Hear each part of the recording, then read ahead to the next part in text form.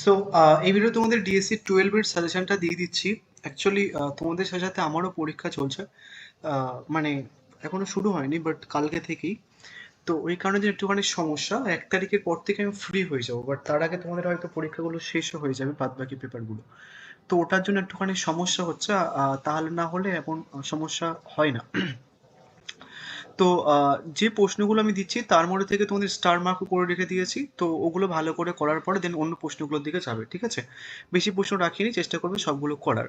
প্রথমে 20 মার্কসের প্রশ্ন দেখো। অসুধা শতক ছিল গতিময়তার যুগ, এই মত কতটা সমর্থনযোগ্য লেখো। যারা ইংলিশ ভার্সন চাইছো তোমাদের জন্য নিচে ইংলিশ ভার্সনে করে দিয়েছি আমি, ওটা দেখে নিও। নেক্সট প্রশ্ন, হায়দার আলী ও টিপু সুলতানের অধীনে মহীশূর কিভাবে দক্ষিণ ভারতের ইংরেজ আশঙ্কার কারণ হয়ে দাঁড়িয়েছিল। নেক্সট হচ্ছে কি তোমার চিরস্থায়ী বন্দোবস্ত সম্পর্কে ঠিক একটা টিকা লেখো বা প্রবন্ধ লেখো। উইলিয়াম বেন্টিং এর সংস্কার ক্ষেত্রে হিতবাদী চিন্তা কিভাবে প্রভাব ফেলেছিল বা অবশিল্পায়ন কিভাবে ভারতের অর্থনীতিতে আঘাত এনেছিল।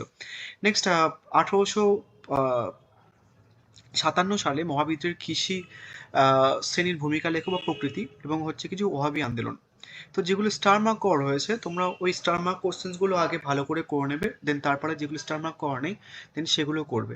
স্টার মার্ক করা প্রশ্ন হয়তো 6টা, দেন আরও দুটো আমি এক্সট্রা প্রশ্ন দিয়েছি, যেমন 1857 সালে মহাবিদ্রের কৃষি শ্রেণীর ভূমিকা বা প্রকৃতি, এবং এই প্রশ্নটা পরাযুদ্ধের কারণ ও ফলাফল, বা অথবা ইস্ট ইন্ডিয়া কোম্পানির সঙ্গে সিরাজউদ্দৌলার বিরোধের কারণ, অথবা এর সালের মধ্যবর্তী কোম্পানির আধিপত্য বিস্তার করেছিল, তাৎপর্য লেখক। তো এমন ধরনের কিন্তু প্রশ্ন দেবে। এবার 5 মার্কসের জন্য দেখে নাও। 5 মার্কসের জন্য তৃতীয় পানিপথের যুদ্ধের গুরুত্ব, তোমাদের সাল মান মেনশন করতে পারে, নাও করতে পারে। নেক্সট প্রাচ্যবাদ। এবার এই প্রাচ্যবাদ টিকাটা তোমাকে একটুখানি কোশ্চেন্সটা একটুখানি এলাবোরেট করে দেবে, মানে আমি জাস্ট একটা ওয়ার্ডের টিকা লেখো বলে দিয়েছি, তোমাকে বলতে পারে যে সামথিং কিছু একটা ওয়ার্ড দিয়ে দেন বলতে পারে যে প্রাচ্যবাদ সম্পর্কে বিস্তারিত লেখো। তো প্রাচ্যবাদ ওয়ার্ডটা থাকলেই তুমি করতে পারবে। নেক্সট প্রশ্ন হচ্ছে কি যে 1854 সালে উডের ডেসপ্যাচ বা নির্দেশনামা সম্পর্কে টিকা লেখো, এবং সাথে আর একটা প্রশ্ন দিয়েছি ইঙ্গ মহীশূর যুদ্ধের কারণ ও ফলাফল আলোচনা করো। এগুলো কিন্তু একটা প্রশ্ন নয়, আমি কিন্তু দুটো করে প্রশ্ন দিয়েছি একটা প্রশ্নের মধ্যে, এটাও থেকে দুটো প্রশ্ন রয়েছে। নেক্সট আসছে হচ্ছে কি অধিমতার মৃত্যুনীতি বা শর্তগুলো টিকা লেখো। নেক্সট হচ্ছে কি 1813 সালের চার্টার অ্যাক্টের গুরুত্ব লেখো এবং রেগুলেটিং অ্যাক্ট, এটা কিন্তু দুটো প্রশ্ন।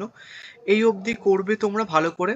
এই অবধি করার পরে তোমরা হচ্ছে কি যে এই প্রশ্নগুলো একটুখানি দেখে যাবে জাস্ট ভালো করে, মানে এই অবধি খুব ভালো করে পড়বে, লিখে লিখে হোক বা খুব যে ইম্পর্টেন্ট প্রশ্নগুলো সেগুলোর কথা বলছি 4 নম্বর অবধি।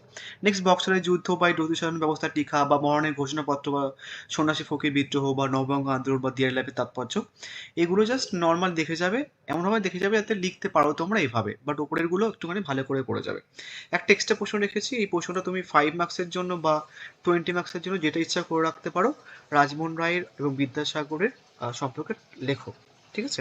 তোমরা এই কটা প্রশ্ন রেখেছি, এবারে আই ডোন্ট থিঙ্ক যে প্রশ্ন পড়ে বলে। So thank you.